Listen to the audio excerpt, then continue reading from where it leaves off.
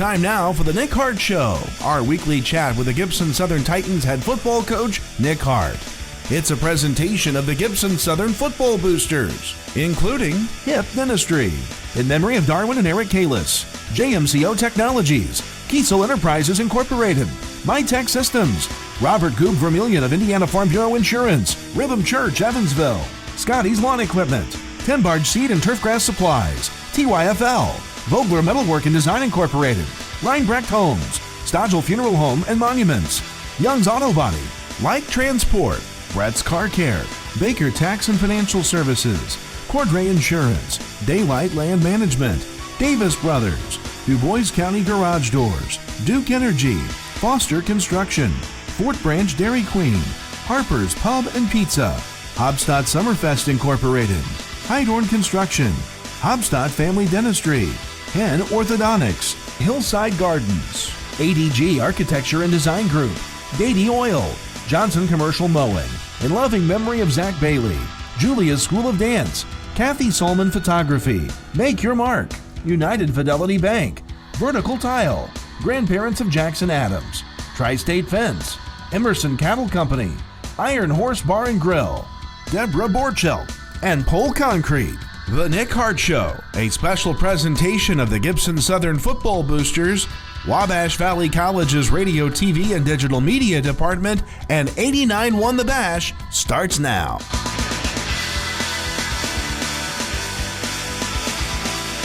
Good evening and welcome to the Nick Hart Show here on 89.1 The Bash. I'm Cole Carter, joined by my color commentator Kyler Gammon, as a big win back on Friday night for the Titans, winning 43-20 over the Columbus North Bulldogs. And, starting off, Kyler, the Titans really played great in every aspect of that game back on Friday. Yeah, I thought the whole team played exceptional well. I thought that there was like a little bit of mishaps. Offensive line, defensive line had a little bit of issues, but I thought overall, going up against a 6A ball club in Columbus North, I really think that you could not have asked for a better start to the football season. One of the main things that stood out in that game on Friday was the way the offense played, especially quarterback Brady Allen and wide receiver Rory Helsley. That combination was lethal back on Friday, and hopefully that can be lethal throughout this entire season. Helsley had 4 touchdown catches to go along with 11 receptions and 219 yards. Brady Allen completed 25 of 40 passes for 384 yards to go along with 5 touchdown passes. Caden Hurlis had the other Brady Allen touchdown catch. But, Kyler, it's easy to say that those two have a chance to be one of the best quarterback-receiver duos in all of the state of Indiana. Oh, 1,010%. I think, that chemistry and that combination is very, very special. But, I think I even look at just the receivers as a whole. I think if you try to double up Rory Helsley, because teams are obviously going to watch this film, right? And they're going to be like, okay, we have to stop Rory Helsley. I don't know how they're going to do that, but teams are going to be prepping for it. So I think that there's other playmakers on this football club in the skill position that anybody on this offense can really make a play for the football team. Speaking of those other weapons, there was a couple other receivers that played well also. Cole Mckee had 7 catches for 53 yards. Sean DeLong out of the backfield had 2 catches for 34 yards. Isaac O'Neal had 2 grabs for 19 yards, and Caden Hurlis had 2 receptions for 52 yards and 1 score. Once again, 5 receiving touchdowns for the Titans, 4 of which came from Rory Helsley. Let's talk about the rushing attack, and it had a little bit of a struggle early on in the ball game. That was Sean DeLong. He had 18 carries for 52 rushing yards, averaging just less than 3 yards per carry. And, really, Kyler, I think a lot of that has to go with just kind of tipping your cap to Columbus North. They had some big guys up front and a very strong front 7 that made things a little difficult for the Titans rushing the football. Yeah, Columbus North has a tremendous ball club. I think that they have a shot to at least be ranked in the 6A rankings, especially since their quarterback is a tremendous athlete. But I also bring it up to the fact that the offensive line. I really say that both offense and defensive line had really no work. I mean, other than going up against your guys in practice, because the skill guys can have the 7-on-7s and Trout, Alabama, and everything like that, but the O-line and D-line really haven't had a whole lot of in-game action because, in the scrimmage versus Central, they wouldn't play a whole lot of their starters early on. So, I think it's just, going to be a week-by-week thing, just getting more in-game reps and getting more practice reps for the Lions. And, I wouldn't be shocked if the running game opens up. Other rushing stats for the Titans included Braden Malone, who had 1 carry for 2 yards. Adrian Lukeman had 6 carries for 20 yards and 1 rushing touchdown. And Brady Allen, on the positive side of rushing, 9 carries for 36 yards. For the Titans, altogether they rushed for 110 yards. Enough about the offense. Let's chat about the defense for a second. Did a phenomenal job against Columbus North. The Titans defense held Columbus North just 176 rushing yards, but 81 of those came from their quarterback Luke Hammonds, and Hammonds of which only had 131 passing yards. So, those numbers don't really stick out, and a lot of those yards really came late in the ball game when the Bulldogs were just trying to get some last-second scores. But really, overall, I feel you got to be pleased with the way the Titans defense played. Yeah, I mean, I think in any game, I think if you hold any team to 20 points as a defense, I see you're doing your job really well, especially at 6A ball club. So, like I said, it's just a matter of building. I think that the Titans, both on the offense and defense side of the ball, really have a strong base to just build off of and to keep growing week by week and to even grow. I say that there's a lot of room to grow. So this football season, Cole, is going to be a really, really fun one to be in the broadcast booth for. That defense also creating a fair share of turnovers. Braden Malone had an interception on the second play from scrimmage, a fumble recovered as well, and then a safety forced later in the second half by that Titans defense. We'll step aside for our first break of the evening. When we come back, we'll chat with the man himself, Nick Hart. It's the Nick Hart Show here on 89.1 The Bash. The Nick Hart Show is brought to you by the following Gibson Southern Football Booster Gold sponsors: Brett's Car Care, Baker Tax and Financial Services, Cordray Insurance, Daylight Land Management, Davis Brothers, Du Bois County Garage Doors, Duke Energy, Foster Construction, Fort Branch Dairy Queen, Harper's Pub and Pizza, Hobstadt Summerfest Incorporated, Heidorn Construction, Hobstadt Family Dentistry, Hen Orthodontics, and by Hillside Gardens. Welcome back into the Nick Hart Show here on 89.1 The Bash. Cole Carter and Kyler Gammon with you, being joined by the man himself, head coach Nick Hart, after a big Gibson Southern win back on Friday. First of all, Coach, congrats on the big win. What were your overall thoughts from Friday night? I was really impressed. I thought performance-wise for the opponent we were playing, it's probably the best that we've played in a long time, if not since I've been here. I thought that the kids did a great job of competing at a really high level. I thought we played really well on both sides of the ball, and in special teams. I thought our special teams was good too. So it was just a really complete night. But kind of my message after the game was it was a great start, but it's not the destination, so we can't sit around and pat ourselves on the back here. We got to, have another great week and get ready for another big game on Friday. Was there anything in your perspective that you think that you guys need to work on come this Friday night? No, I'd rather it's not cramped so much. No, I think it's a lot of little things that we missed. And so I think for the first game, that type of stuff is pretty normal. So was not overly concerned with it. It's just a little bit of, fitting here, picking this stun up, some of those things that is a normal week one type of issue. So, just getting those things cleaned up and getting better this week than what we were last week. Coach, we'll talk about the offense here in just a minute, but let's talk about that defense. You said earlier this offseason that this might be the best defense that you've ever coached, and, well, they showed up on Friday night, got the interception early, had a fumble recovery, even that safety there in the third quarter, made some big plays, and just talk about the defense a little bit.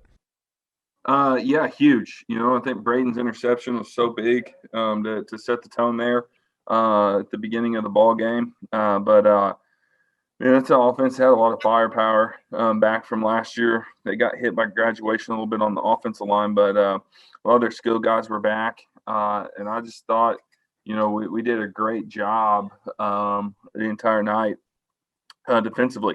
We kind of thought coming in that if we had a chance to limit their big plays, we'd have a chance to put together, some stops. And, that proved true. I think, they really only hit one big play on us, and Kid caught the crosser and, made some people miss and got the big play. So thought we did a great job of limiting their big plays because their quarterback, he's really slippery and dynamic when he gets in the run game. So I just thought it was a phenomenal job by our defense. Every time we needed to make a big play, we did. The pick to start things off. Ethan Ziliak causes a fumble in the red zone that we recover. Adrian Lukeman made a huge play on 4th and 3 when the quarterback took off and scrambled. He took a great angle and caught him on the sideline. So I just thought they did a great job of, and I thought that was kind of the tone of the night. I thought for us, anytime we needed a big play, we made it. When they cut it to 10, we went right down and scored. If they were trying to cut into it, our defense made a big play and got a stop. So just thought it was, a great job of our guys of, when we needed to make big plays, we found a way to do it. Coach, the defense had a tremendous game on Friday night, especially the defensive backs. What is the key expectation of the whole defense every week? I think just to continue to get better. We had, all 4 of those DBs back. That sure makes life, easy to know, be on the same page like you're talking about and matching routes and knowing what you're doing.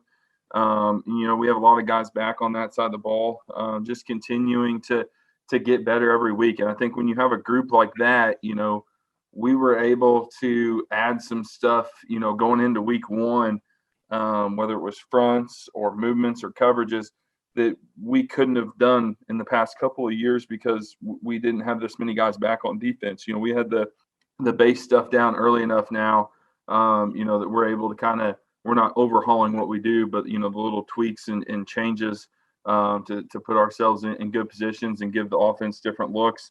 I think we can just kind of keep adding to that a little bit as we go through the course of the season. Coach, how'd you feel about those no-fly zone T-shirts that your DBs wore to school on Friday? Yeah, I didn't see those, but doesn't surprise me. They're great kids.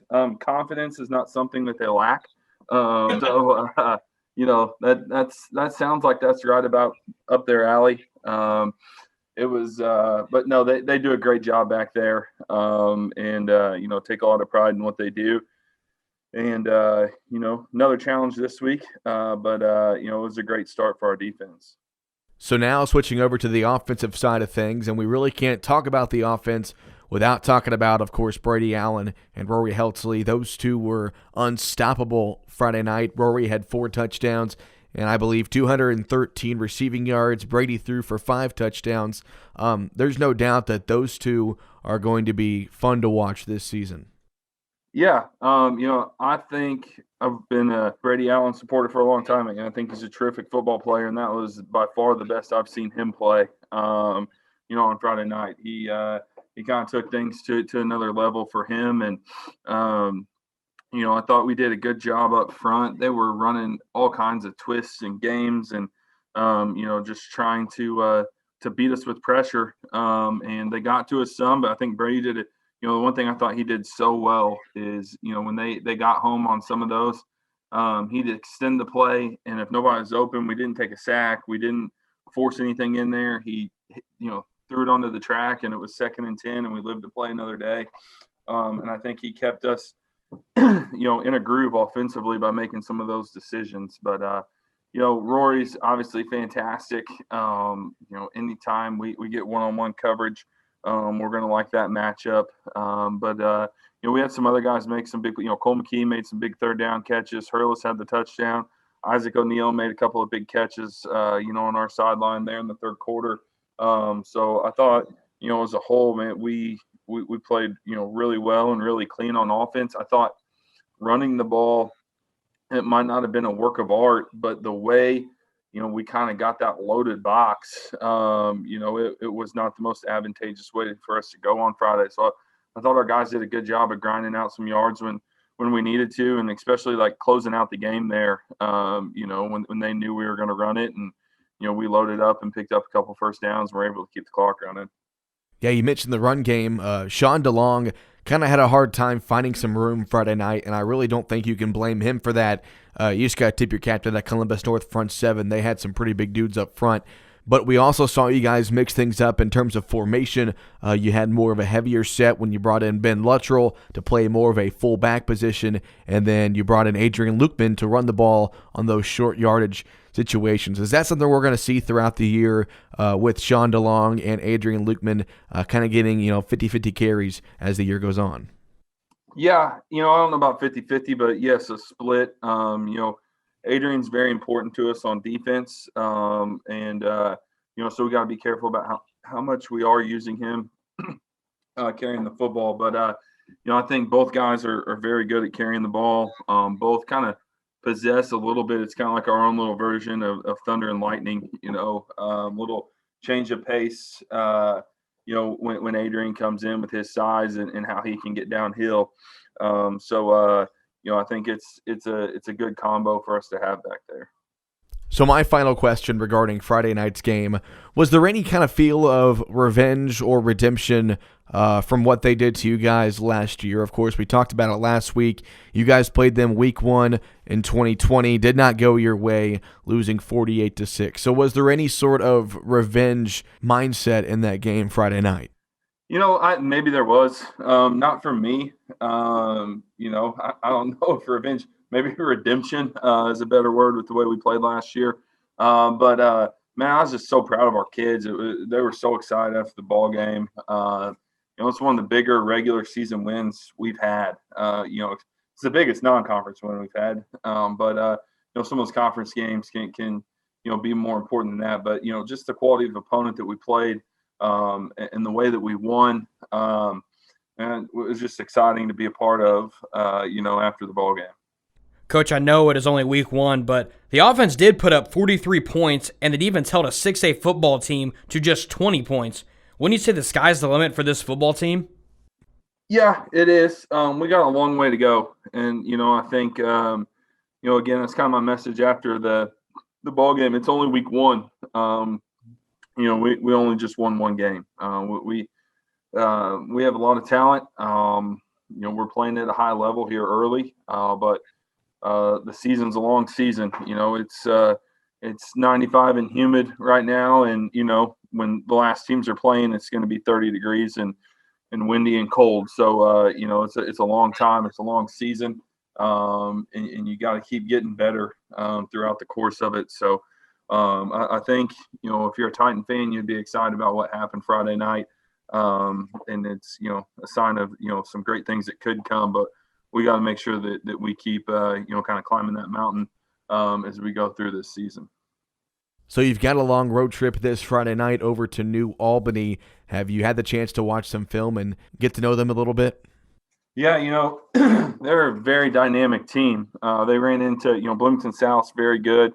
They have some big-time recruits. And so, New Albany is a scary team, and the fact that they're very explosive. Anytime a couple of their guys touch the football, they could end up in the end zone. So I think they returned 2 kicks for a touchdown on Friday night. One got called back. They returned another one inside the 10. Their special teams is scary.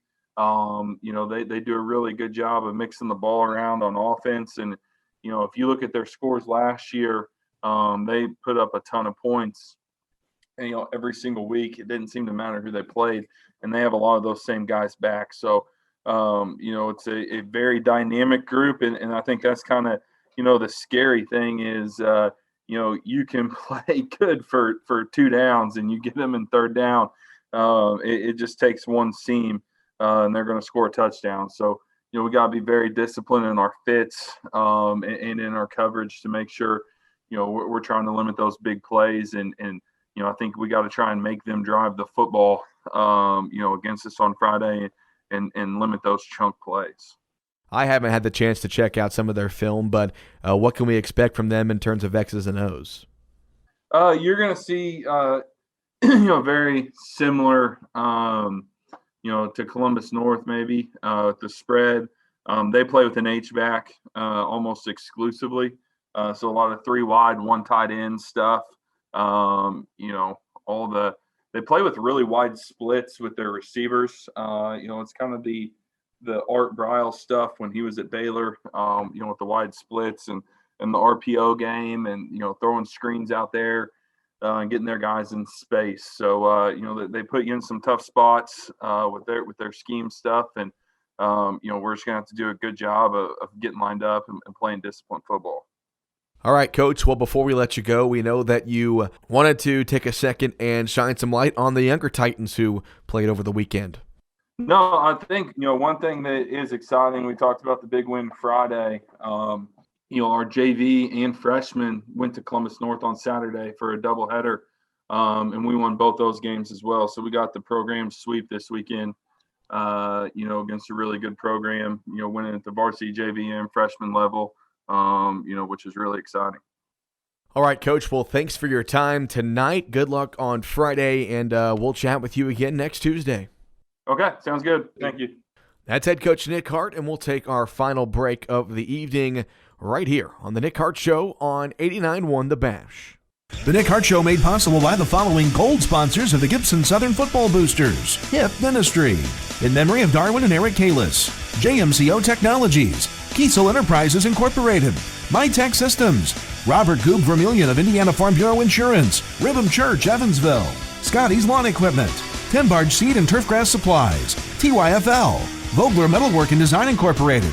Reinbrecht Homes. Stodgel Funeral Home and Monuments.